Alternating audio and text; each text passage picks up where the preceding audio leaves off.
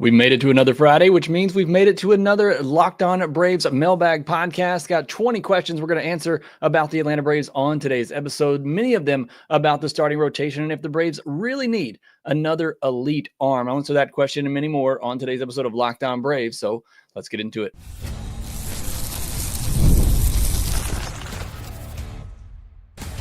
You are Locked On Braves, your daily Atlanta Braves podcast. Part of the Locked On Podcast Network, your team every day. Hey, and welcome back to Locked On Braves, part of Locked On Sports Atlanta, where we cover your favorite Atlanta sports teams each and every day.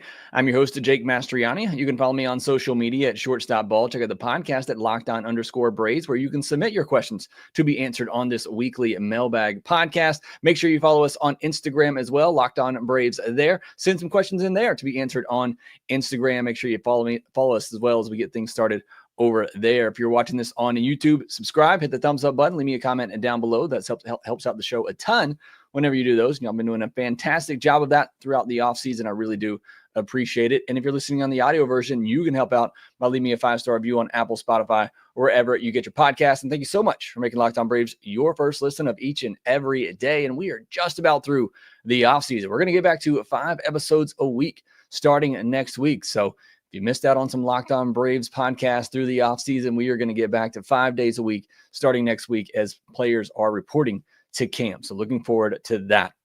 Today is our mailbag episode, though. Got a lot of questions to get into. Before we do that, though, today's episode is brought to you by Gametime. Download the Gametime app, create an account, and use code LOCKEDONMLB for $20 off your first purchase.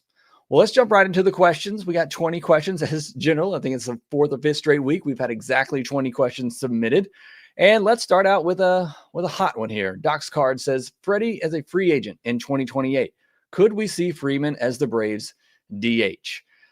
Look, when the move first happened and you saw how hurt that Freddie Freeman was, that he was no longer going to be a Brave, I said I think he'll be back with the Braves at some point, whether the Dodgers, if they were to fall off, which that's not going to happen, that maybe he gets moved back, or whenever he becomes a free agent in his career, he comes back and plays another year or two with the Braves. I think Freddie's always going to hit.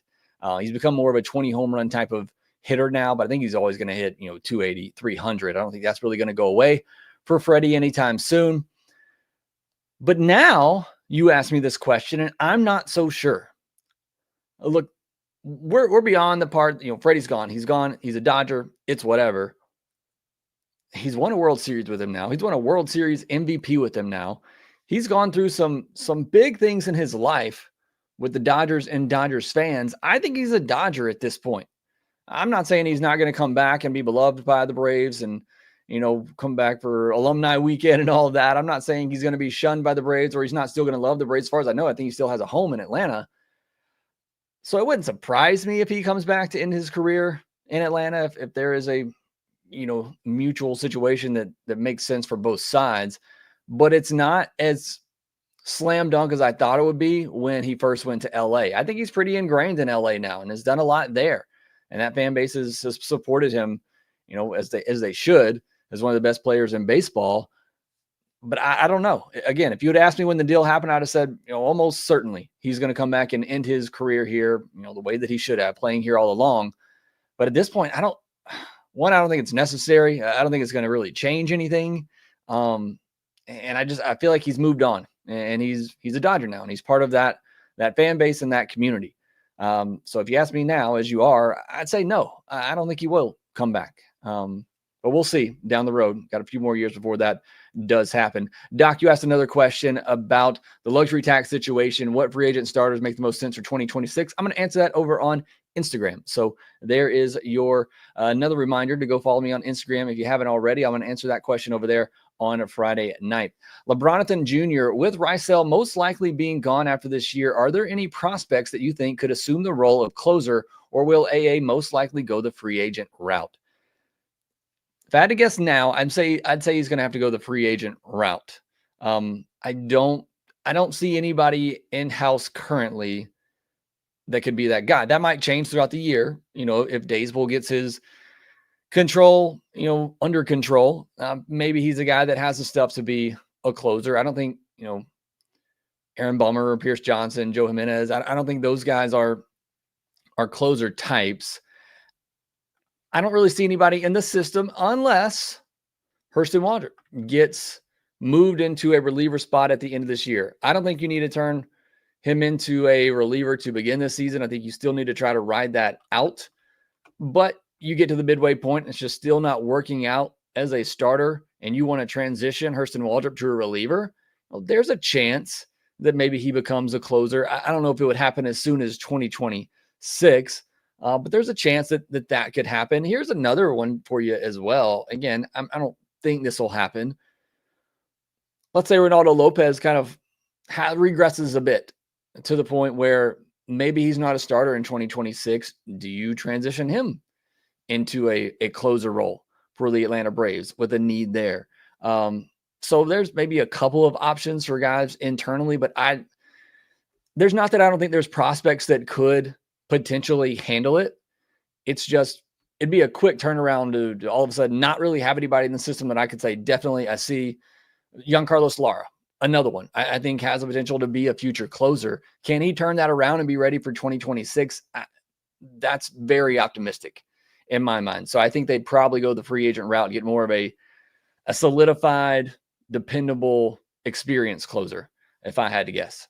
Tim Barnes, considering the apparent concern around the luxury tax threshold, having just lost our last 3 players to free agency, why should Braves fans be optimistic about seeing an Ozzie or Acuña extension when the time comes? Extensions have to come earlier, else we tend to lose out. I'm probably going to have to do a long podcast on this question. I think there's another one in here as well about extensions. I'm probably going to do an extension article at some point. Look, Tim is absolutely right. Well, we've seen it now. Freddie, Dansby, Max, you get a free agency, you're gone. And look, that's the case for many players. There's not many players who get a free agency with a team that end up coming back. So I get the concern from Braves fans that are already starting to think about, Ozzie's deal's coming up soon. Should we go ahead and prepare for him to be gone? Ronald's going to be a free agent in possibly 2 seasons, at most 4. Should we go ahead and prepare for him to be gone? And you can look at it that way if you want. I choose to look at it and say, I'm getting to enjoy these great players during the prime of their career. I'm not going to worry what happens to them, in 2 to 4 years down the road. But I get that from Braves fans to be concerned that we may only have 3 or 4 more seasons of Acuña and Albies and those guys. Because if those extensions aren't, done in the next year or 2, then you're right. They probably are going to go to free agency and they're probably going to sign a big deal somewhere else. And you know what? That's fine. They earned that and they deserve that. Now you can make the case that the Braves should pony up and, and pay those guys and keep them around for the rest of their career. But look, if Alex didn't do it for Freddie Freeman, if he wasn't willing to go to a 6th year on Freddie Freeman, is he going to give another 6 years to Ronald, a guy who's already had 2 ACL injuries, and give him $30 million a year? Is he going to do it for a guy like Ozzie? I think Ozzie might be a little bit more likely that could happen. But again, just enjoy these guys. Look, we can talk about whether or not they're going to be here in 5 years from now. But the fact is, you've been able to witness them during the prime of their careers playing on a really good baseball team, and you still have several more years left with them. So just enjoy it while you can, and we'll see what happens in the future. Brennan Smith, if you could pick your perfect uniform lineup for the Braves this season using any past or present jerseys you'd like, what would you choose? Also sending much love from Sanford University in Birmingham and love tuning in every day. Maybe I'll see you at a Sanford baseball game that gets underway next weekend. But thanks for the question, Brennan. As you know on here, I'm not a huge jersey guy. I'm not a jersey wearer. Not a jersey aficionado. I'll say this. I just looked at the list of jerseys before we jumped on here. The blue pinstripes and the white jerseys from way back in the day, I think are pretty cool. I like certain types of pinstripes. Vanderbilt got a new pinstripe jersey this year that I think is really cool because I could not stand their black jerseys with gold pinstripes. I thought that was hideous. But they got some new ones this year. I think they're gray, but they look pretty good coming up this season for Vanderbilt. But that one stuck out for me. We're just looking at past uniforms for the Braves. Outside of that, I'm really just kind of plain. I like the blue tops with the gray bottoms. That's always been one of my favorite. And I'm always a red jersey wearer as well. I like the red jerseys with the white pants. So I'm pretty plain when it comes to jerseys. And I'm really just, I watched the game. I don't really care what they're wearing. Last year, everybody was freaking out about the switch that they made for who made the jerseys and the see-through pants. I don't really care as long as it's not affecting their play. And maybe that was the case for the new uniforms at the beginning of last year. But those would be some of my favorite ones for the Atlanta Braves. All right, we got a lot more questions to get into on today's episode. We'll jump right back into those questions here and next.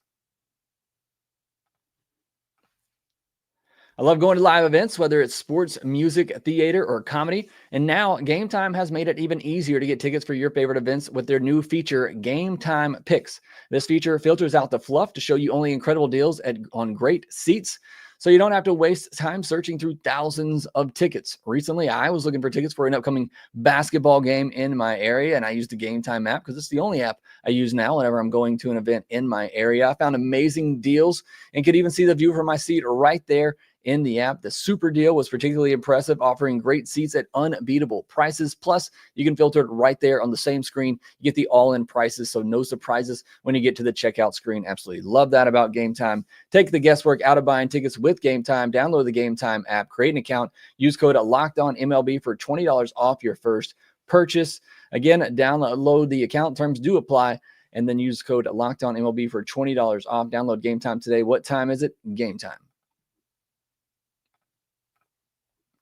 Thank you, as always, for making Locked On Braves your first listen of the day. Go check out Locked On MLB for your second listen, solely getting you ready for spring training and everything happening around Major League Baseball. You can find that on YouTube or wherever you get your podcast. I'll be back next week. Like I said, we'll be back to 5 episodes a week. But on Monday, we'll be looking at some college prospects as the college season is getting underway. So I'm excited to talk about that and anything that might happen over the weekend. Obviously, if something major does happen over the weekend, the Braves trade for a Dylan Cease or a Michael King or something, we'll certainly jump back on and do a podcast for that. Otherwise, we'll be back with you on Monday for a 5-episode week. Sean Hip 2 says, with the All-Star game being in Atlanta this year, how many Braves do you think will be an All-Star this year? And which Braves would you like to see in the Home Run Derby? Home Run Derby, Matt Olson immediately comes to mind. I think Acuña would be fun if he's back feeling healthy and himself. I'd love to see Acuña in there, and I'm sure he would love to do that and put on a show. So I think he'd be my number one choice. I just don't really want to push anything with Acuña this year. But if not him, then Olson I think would be great Home Run Derby choices. How many Braves do I think get there this year? I'm going to say Riley's going to be there. I'm going to say Michael Harris is going to be there. I'm going to say Ronald is going to be there as well. As long as, again, he's healthy, I think he's going to get the fan vote. There'll probably be one other, either Olson, and I'm going to even say Sean Murphy, because I'm expecting big things from Sean Murphy this year. So I think they'll get at least 4 position players and probably at least 2 pitchers, one of Chris Sale, Strider, Lopez, or Schwellenbach. I got to think at least 2 of them are going to get off to good starts in the first half and be in the All-Star game. So probably somewhere between 6 to 7 players for the Braves in the All-Star game this year. The fans are in Atlanta and Braves country are going to be voting very hard to see their players in the All-Star game in Atlanta. So I think they probably get at least 6 or 7 representatives this year. Isaac Rayfield, since Orlando Arcia seems to be our shortstop for the coming season, what changes do you think will need to be made for him to have a 20-plus home run season? Steroids are the answer? No, I don't. I mean, look, he came close to that a couple of years ago when the baseball was flying a little bit more. Better contact. I don't know. I think we're grasping at straws here for Orlando Arcia, who's hit 17 home runs in back-to-back seasons. So it's not like 20 is out of the realm of possibility, but he's never done it in his career. Took a big step back last year. But, just pulling the baseball, lifting a little bit more, selling out is generally just pretty much what he has to do. And I don't know that that's the best thing for Orlando Arcia. I'd rather see him hit 15 home runs and be able to do what he did a lot more in 2023, which is just shoot the ball the other way for a hit every now and then. I'd rather see him hit 15 home runs and bat 260 and get on base, over 300. So I'd rather see that type of player from Orlando Arcia. They don't need another 20-plus home run bat in this lineup. They need Arcia to give them something at the bottom of the lineup to get on base for the guys at the top. So I'm not as interested in Arcia becoming a 20-plus home run bat as I am in him becoming a guy who can get on base and hit a little bit more and not just be an automatic out at the bottom of the order. Chuck McMillan, if AA knew that we were only going to spend $12 million this offseason, do you think he would have kept d'Arnaud? With the Ippy thing settled, what do you believe the timeline is on David Fletcher? I wish I knew. I wish I knew what was holding back the David Fletcher investigation. And last time I talked about this, I said I think they're just going to let it fade away and hope that people forget it exists. Obviously, Braves fans aren't going to forget, but everybody else around baseball has probably forgotten about David Fletcher at this point, and the fact that he's under investigation. But if you missed the news, if you got 5 years for his role in the whole gambling thing. But as far as your first question, would AA have kept d'Arnaud? I don't think so. It was an $8 million option for d'Arnaud, so it's not like it was cheap. I think they feel pretty good about Trump, and they clearly like Drake Baldwin if they're not willing to, entertain moving him in any type of move for a big starter. So I think they would have let d'Arnaud go either way. I said when they didn't bring d'Arnaud back, I said, okay, he's going to come back on like they'll just cut it in half. It'll be $4 million instead, but that wasn't even the case. So I think they just felt comfortable with what they had in-house, which is Sean Murphy giving him the role every day, Chadwick Trump is a solid backup, and Drake Baldwin on the way. And then you got some others, Kurt Casale and Sandy Leon as well. There are some veterans to help out. So like I said this, last week, I think the depth at catcher is one of the deeper positions for me. I feel really good about the catcher position. So I hate losing d'Arnaud because of his leadership in the clubhouse, but I understand the reasons why, you didn't really feel like you needed to bring him back. Sethan said, I was busy last week and never finished it, so I don't know if you got to my question or not, but do you think our core will be extended once their contract is up? Acuña, Albies, Olsen, etc. So this was a question I kind of alluded to earlier that we already answered that was kind of similar. Olsen, I think his deal goes through his mid-30s, so he's not one that's going to be extended. The real questions here are Acuña and Albies. Are they going to be extended at some point? Like if I had to put percentage chances, I'd say the chance of Acuña extension happening are less than 10%. The chances of an Albies extension happening are maybe 55% that it will happen. I think if one of them is to get extended, it's more than likely going to be Ozzie Albies, just because I don't think he's going to demand as much. And look, Acuña might not either. We'll see what he looks like coming back. But if Acuña comes back and he's MVP Acuña, he's going to go to free agency and he's going to sign a mega deal. And again, he deserves that. He's just not going to get it from the Braves. He's not getting, $30+ million a year from the Braves for a guy who's probably going to be a DH in the second half of his career with 2 major ACL injuries. Or at the very least, he's not going to be a productive outfielder defensively.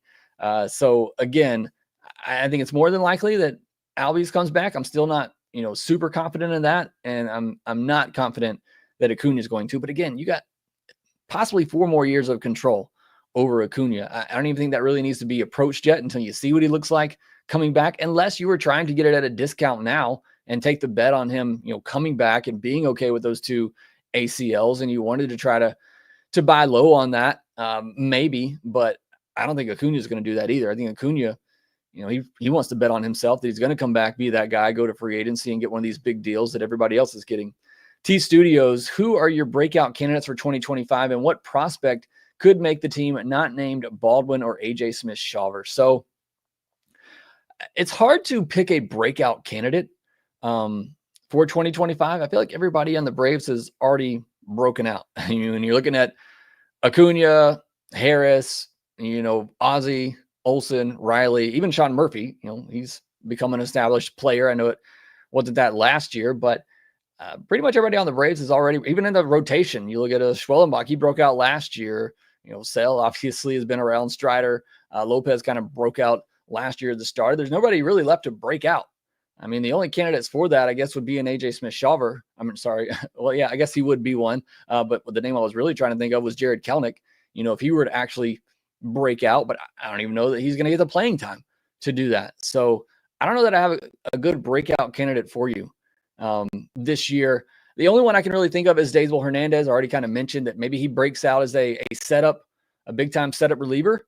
He's the only one I can really think of as a breakout candidate. As far as what other prospects could make the team not named Baldwin or AJ Smith-Shawver, that's tough too, because a lot of the top prospects have already debuted. Even Nacho's already debuted. AJ Smith-Shawver, Hurston Waldrop, even a lot of their top prospects has already debuted. So I'll go down a little bit deeper. And you said make the team. I don't think there's any other prospects making the team out of spring training. Unless there's another injury, I just don't see any prospects that haven't debuted making the team out of spring training. Lucas Brown was the name I was going to mention as somebody that might come up later in the year, but I don't think it would be to start the season. Caden Hurd, how do you feel about Jordan Weems in the back of the bullpen? I really like the stuff, and if he can be consistent until Strider's back, then we could package him in a trade for a starter. What are your thoughts on this? Look, there's a lot of candidates the Braves have brought in that could fit at the back of the bullpen. Weems is certainly one of them. I don't think it's going to come to the point where he's going to have a lot of value in a trade. So I don't think that's realistic.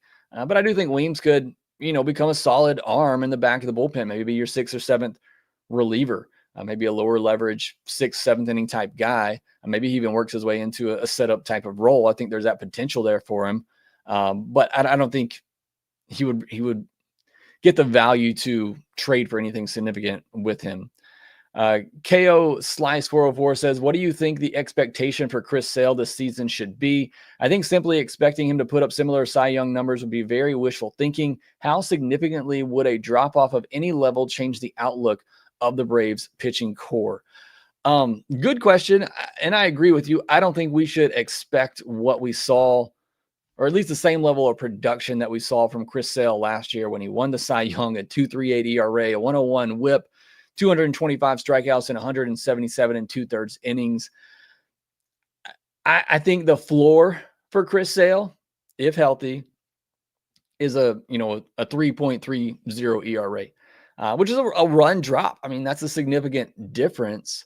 I think with that, and look, I don't think it's wise to assume that the Braves starting pitching is going to be as good as it was last year. Look, they were one of the best in baseball last year.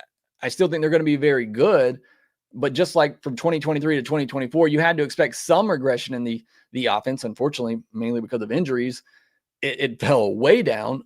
You just got to hope it doesn't fall way down for the Braves, but you got to expect some regression from that pitching staff, from maybe best or second best in baseball, whether you want to go with them or the Mariners, to top 6, top 7 rotation in all of baseball. But certainly I think Chris Sale's still going to be a guy that pitches, around a 3 ERA. You're still going to strike out a lot, not walk a lot of batters. I still think he's going to be really good. But yeah, I would expect a little bit of regression. But even with that, I still think the Braves rotation overall is going to be really, really good with the return of Strider, with Ronaldo Lopez, hopefully getting pushed a little bit more this year, Schwellenbach for a full season. I still think the Braves rotation should be one of the best in baseball again, obviously, assuming everyone's healthy. All right, got several more questions left to get to, including some more about the rotation and if a elite starter is needed. We'll talk about that here next. The big game is almost here, and there's no better way to make it even more exciting than with PrizePicks, the best place for daily fantasy sports. With over 10 million members and billions in winnings awarded, PrizePicks makes it fun and simple to get in on the action. Here's how it works. You pick more or less on at least 2 players' projections, and if you're right, you could win up to 1,000 times your cash. PrizePicks even has a free pick for the big game where Patrick Mahomes only needs to throw 1 yard to win. Marcell Ozuna, with his noodle arm, could throw 1 yard in this game. Pair that with one more correct pick and you're cashing out. I've watched fewer than 5 NFL games myself this season, so don't take this pick to the bank. But I have seen that Saquon Barkley highlight repeatedly, so I'm picking him to score a touchdown in this game to go along with that free pick on Patrick Mahomes. PrizePicks offers fast, safe withdrawals when you win. Cash in your account in as little as 15 minutes. Download the app today and use code LOCKEDONMLB to get $50 instantly after you play your first $5 lineup. That's code LOCKEDONMLB for $50 instantly after you play your first $5 lineup. Also, make sure you check out some of the tools PrizePicks offers to make sure you're practicing responsible play. PrizePicks, run your game. All right, got several more questions to get to, so I want to jump right back into these. PJ's Braves, what do you make of Manfred's public comments about fans emailing him wanting a salary cap, as well as club owners, Cubs, Yankees, publicly saying they can't financially compete with the Dodgers? Are these shots fired and is 2027 the season possibly in jeopardy? Yes, the 2027 season is in jeopardy. Yes, I do think there will be discussions about a salary cap. I think the owners will use it as leverage to get something else that they need, knowing they're not going to get a salary cap approved. At least not if they want to get back to making money and playing games, because the players will strike over that. And we will lose a lot of baseball over a salary cap. So yes, it'll be discussed. Yes, it'll be a big subject to talk about in the next negotiations. And maybe it does happen down the road. I just don't think it'll be. I think this upcoming negotiation will be the beginning of that. The owners will use it as a leverage for something else. And that's the way these negotiations always go. They know they're not going to get the players to approve that now. Maybe down the road they do, but this is just the beginning of it. But I do think the 2027 season is in jeopardy. I think this is going to be a big deal for a lot of teams. Tony Dwell says, my personal opinion, I think we should trade for an elite pitcher because in the last few postseasons, we have reached the playoffs with injuries in our starting rotation. We should also implement a 6-man rotation since pitching today is highly specialized. What is your opinion? I don't think they need to go get another elite pitcher. Look, you have 4 really good pitchers, top of the rotation pitchers, assuming Strider comes back and is himself. You got 4 really solid pitchers. Not many teams are going to have that going into the year. And you just, like, it's been some bad luck going into the postseason, 3 straight years now. They've dealt with injuries in the rotation going into the postseason. And by the way, that's not why they've lost, at least not in the past 2, because the offense has, in the case of last year, been beat up and injured and just was awful. And the year before that, they were healthy and awful. But I get what you're saying, and that's why I do agree with your second question. I think they should go to a 6-man rotation. I think they should go sign a Kyle Gibson and go to a 6-man rotation and try to keep these guys as healthy and fresh as possible come postseason time. But look, it's just honestly been some bad luck. I mean, Chris Sale was great, healthy, looking fine all year long, and then the wrong time, he hurts his back.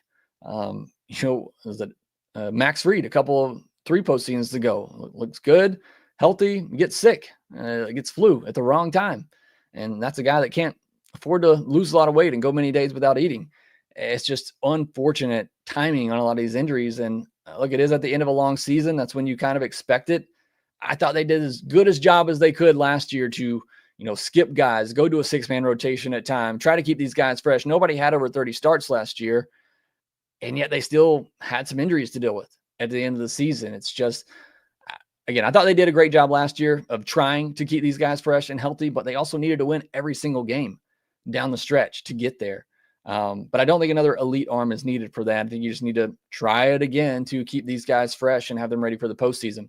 Ecuadorman, if the Braves make no more moves in free agency for a starting pitcher, who do you think starts in the rotation? And who do you think gets the first nod when someone gets called up? Ian Anderson, Smith Shawver, or Waldrop?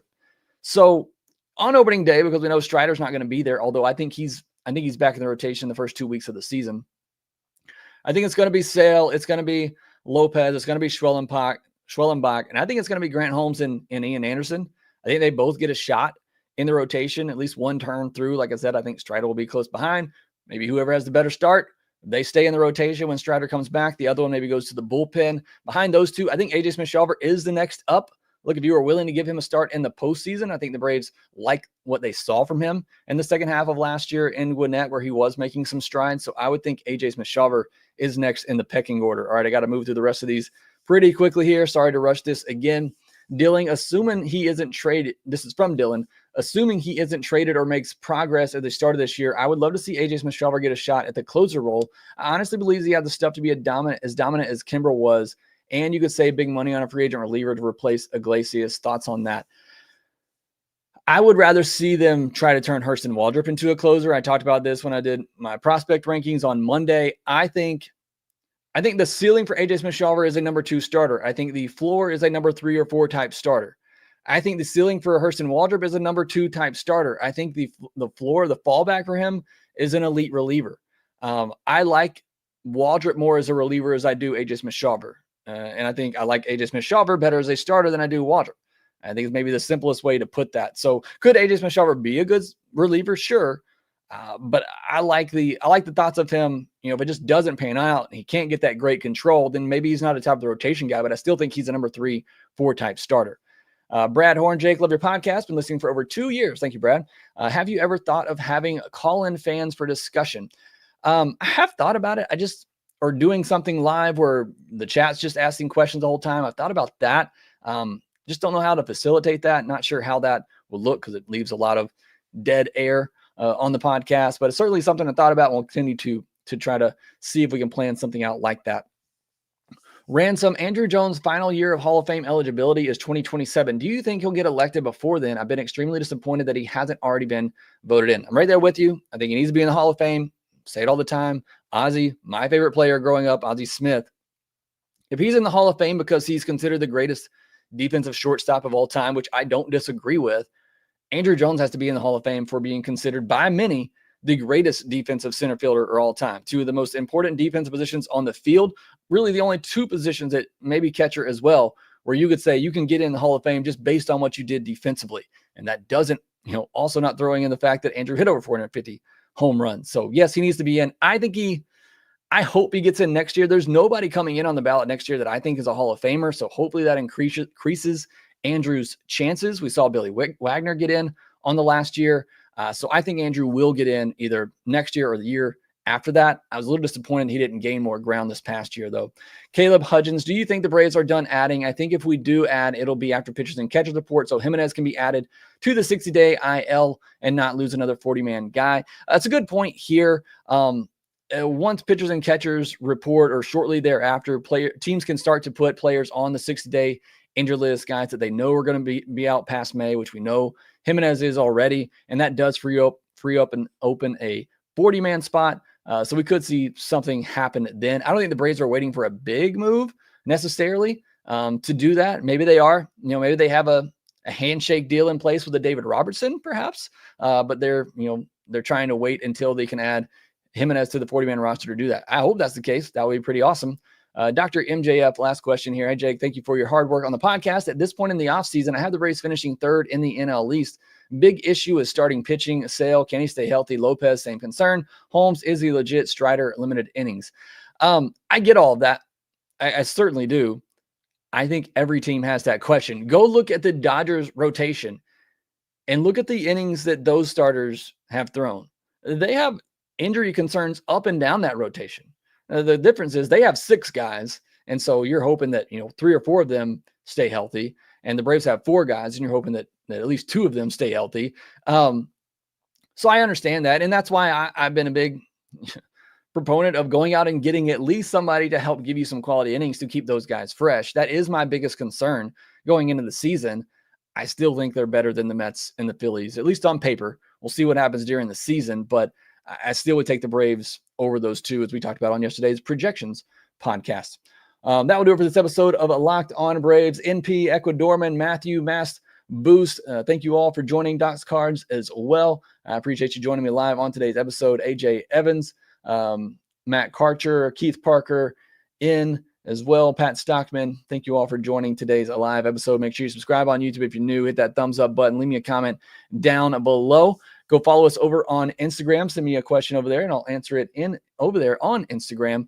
Make sure that you follow us on social media at Locked On Braves, _Braves on X, and at Shortstop Ball. Make sure that you rate, review, and subscribe to Locked On Braves podcast wherever you get your podcast, and we will talk to you next time.